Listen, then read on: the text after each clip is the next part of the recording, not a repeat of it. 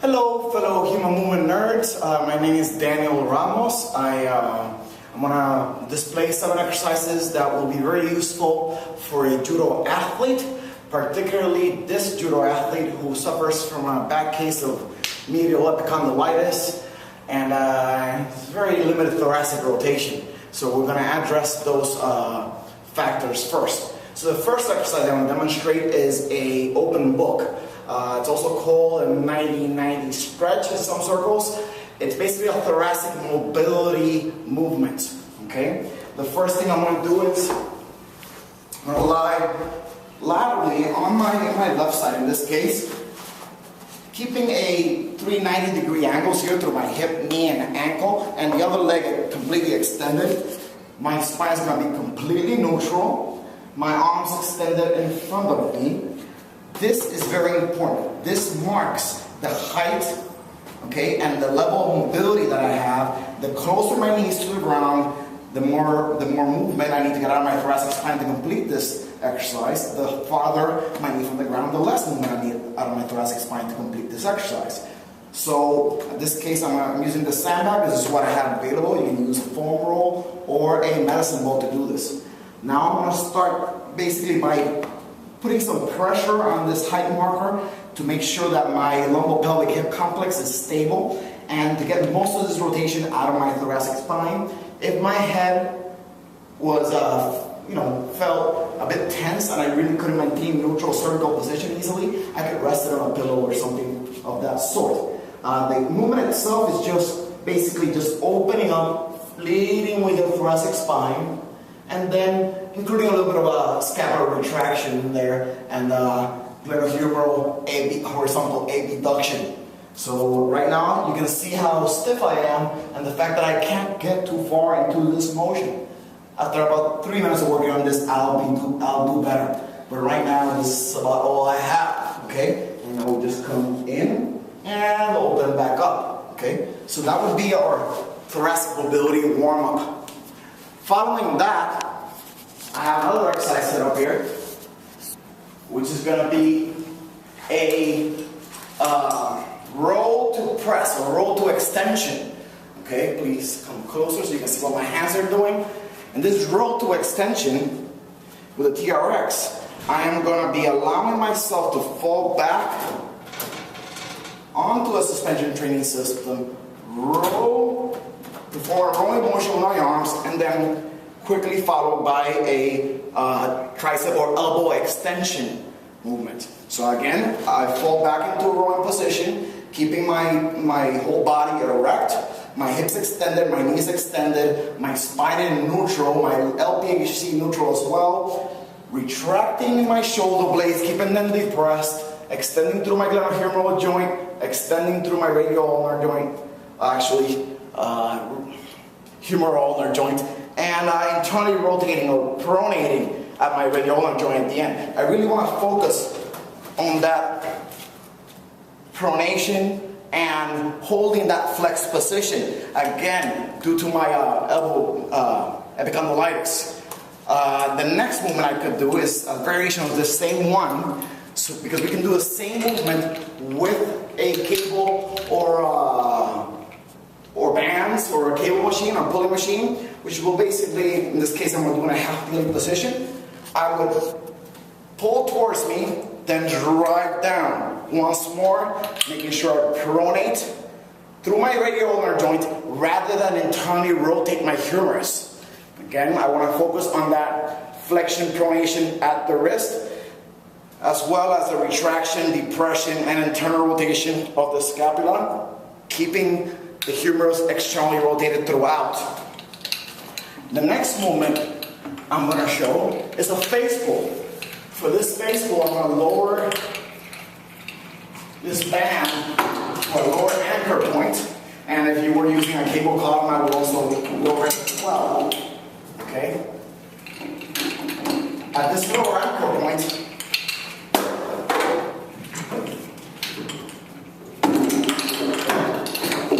I'm going to be able to pull towards me in a horizontal abduction movement, as well as produce some external rotation. Here I'm actually loading my forearm extensors, which I actually kind of injured in this elbow right now, as well as my external rotators, my scapular retractors, my humeral abductors. All these movements are highly important for a judo player because of the fact that when a judo player wants to enter a move, he often has to do so by creating a pull in this fashion, grabbing onto the opponent's jacket and kind of pulling him back and lifting him off the ground a little bit to create that off balance to get his throw in. I can also produce this movement using a suspension training system. Again, I will start in the position where I want to end, and in this particular case, I'm going to have to assist myself slightly because my injured elbow. I'm going to drop into position, assist myself with the staggered foot, and pull myself right back into that horizontally abducted, externally rotated position, flexed elbows, extended wrist.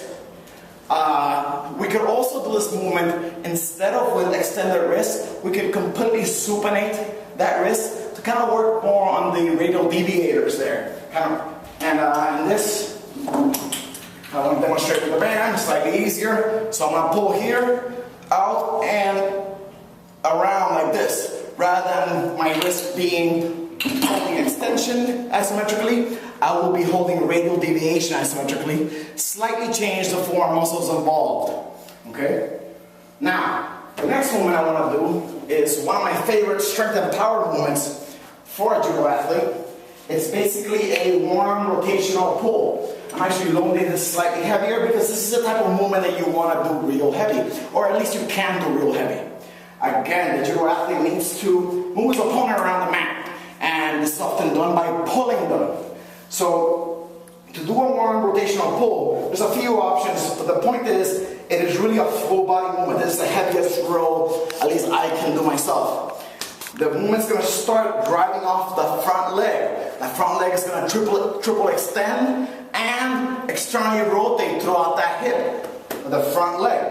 I can do it this way, in which I start in a stagger stance and just transfer my weight to the back leg, or I can start with both feet in front and actually take the step towards the back leg. That lower body action is going to transfer into my upper body in a rotational row type fashion. So again, I can be here, or actually take the step. This movement can be done with quite a bit of weight, with quite a bit of speed. Either or. Usually if I'm just concentrating on weight, I'd rather stay here and just work on that slow force production. If I want to work on speed, I take that step with it. With lighter loads, we don't have to keep that elbow as close to the body. We can use a more sport-specific type of pull where we can open up and pull up here, kind of like we would really pull if we were holding onto an opponent's knee. The next movement I want to show is a rotational press. This will be the opposing action basically, where, actually let me lower my left hand, where I can either be in this set position and just work on those rotational muscles, driving through that press while keeping my left leg completely in triple extension, keeping that glute tight so it holds me from going backwards, keeping my core tight so they hold me from rotating around.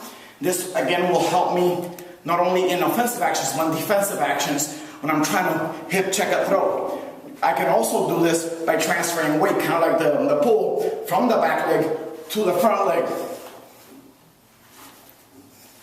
Or just staying right in there and moving through that thoracic rotation while keeping the hips stable. Another exercise that I like is, camera's back on me? Yes it is the Gray pull, invented by Gary Gray, the multiplanar lunge actually, with a Gray pull. Well, Gary invented, as far as I know, the idea of lunging multiple planes of motion.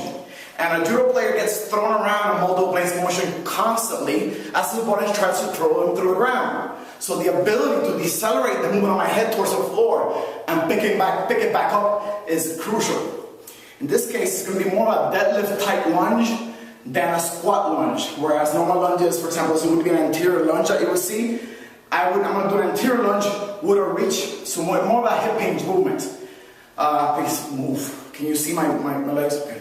So in this particular case, I would lunge forward, and I'm going to add a rotational pull into this position. I call it the gray pull because that's the only person I've seen doing it. So I'm going to step forward, cross, and pull right back to starting position in that externally rotated, humerus kind of abducted, elbow flex type manner. Again, I'm going to rotate, lunge forward, and pull back. That same movement I'm going to do again multiplanarly. I can lunge backwards and come back. That's not really a reverse lunge. It's what we call a posterior lunge. Okay, different from a reverse lunge. I can do the same movement laterally, and I would do the same movement in all three directions. I can do it medially. I could also do an external rotation type movement and an internal rotation type movement. All of which I am working on taking my head and my torso in different directions, bouncing back explosively, pulling that arm through in a rotational manner. Last but not least is my favorite move that will help me not, okay, once the camera gets back on me, now the camera's back on me, this move will help me not get pinned. It's a very important move because it will help me not get pinned. So this is a Turkish get-up. We've all seen Turkish get-ups with one arm over our heads. I like getting a heavy sandbag and putting it right smack on my shoulder. Okay, pinning that shoulder to the ground, and then I will practice just standing up. In this case, I'm just using about 80 pounds. I've used quite a bit more than this in the past, and it's a very good movement, especially when it gets heavy. It really crushes your rib cage in. It makes you feel after a few reps like you're actually in a grappling match. So, as in any Turkish get-up, we're going to start with the leg drive, and this up leg. We're on the same side that we reload. We're going to start with some leg drive, and that leg drive is going to be rotational in that direction, and it's going to get me up to my elbow. I'm going to rotate towards my elbow. Once I'm up to my elbow, I can use a little bit more of this flexion movement to get me to this posted arm level, whereas I will be able to create some space through bridging with this leg on those 2 points of support, so I can sweep this leg under. Once I sweep this leg under, I'm going to side bend over to a half limit position and stand up. The movement can be done obviously in the opposite direction, stepping back, side bending, sweeping the leg out, sitting on your butt, elbow to floor, rotate back to starting. I believe those are the 7 exercises I want to demonstrate today. I thank you guys for looking at this. Hopefully it was understandable, and that's about it. Have a good night.